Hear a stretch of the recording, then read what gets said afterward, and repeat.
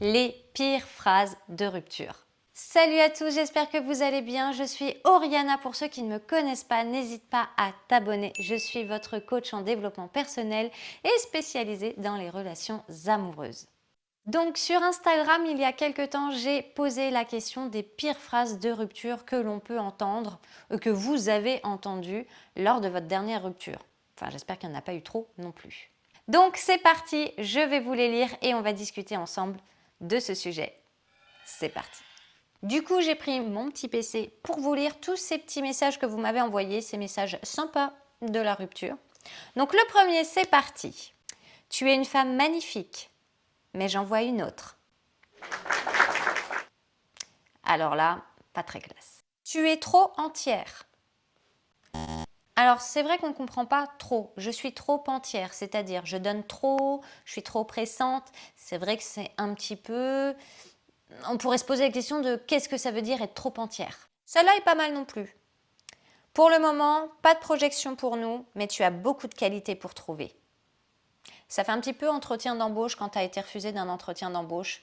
Vous avez beaucoup de qualités, madame, mais désolé, pour nous, ça ne fera pas l'affaire.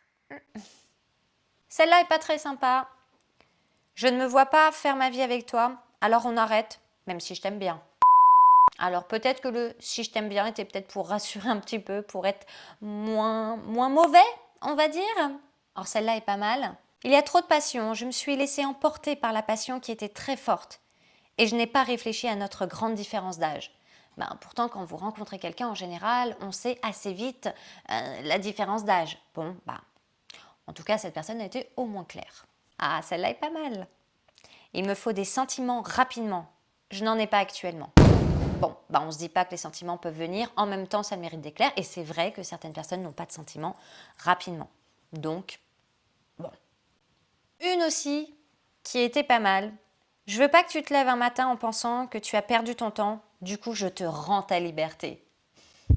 C'est très poétique.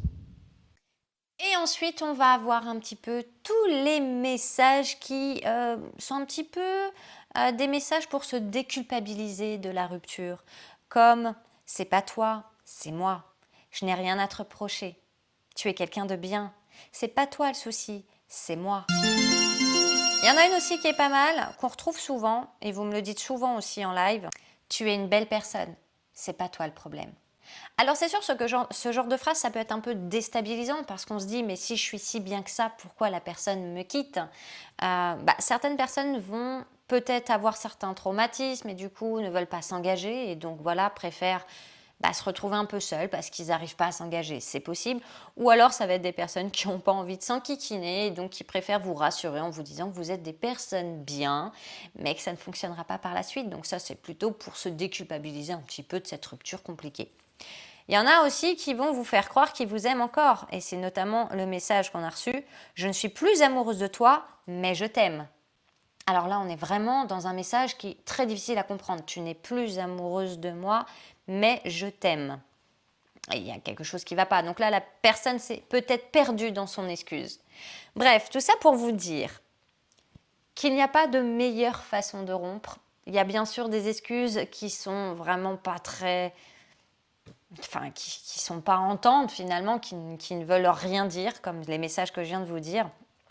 Ce qu'il faut savoir dans une rupture, c'est que vous avez beau être la personne la plus gentille, la plus bienveillante, une rupture, ça fera de la souffrance derrière, ça fera mal, il y aura des pleurs et c'est inévitable. On évite de faire un ghosting, c'est d'autant plus classe, plutôt que de plus te donner de nouvelles du tout du jour au lendemain pour faire comprendre, c'est d'autant plus violent pour la personne qui reçoit ça. Autant être honnête, dire les choses et ne pas non plus laisser traîner les choses. Plus vous allez laisser traîner et retarder une rupture parce que vous ne savez pas comment le dire, plus la personne va penser qu'elle a encore un espoir de vous reconquérir, donc elle va peut-être se donner beaucoup.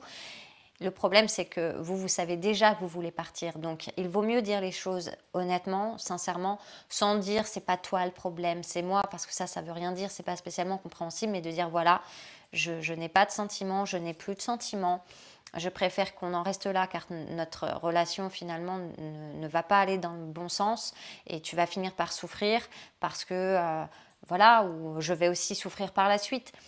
Mais ne traînez pas non plus pour le dire, vous ferez souffrir la personne quoi qu'il en soit. Voilà, c'est fini pour cette petite vidéo. Si tu as aimé, n'hésite pas à mettre un petit pouce, ça me fera plaisir et ça me montrera aussi que tu aimes ce genre de contenu et je pourrai en faire de plus en plus. Et n'oublie pas de t'abonner. Je te retrouve à bientôt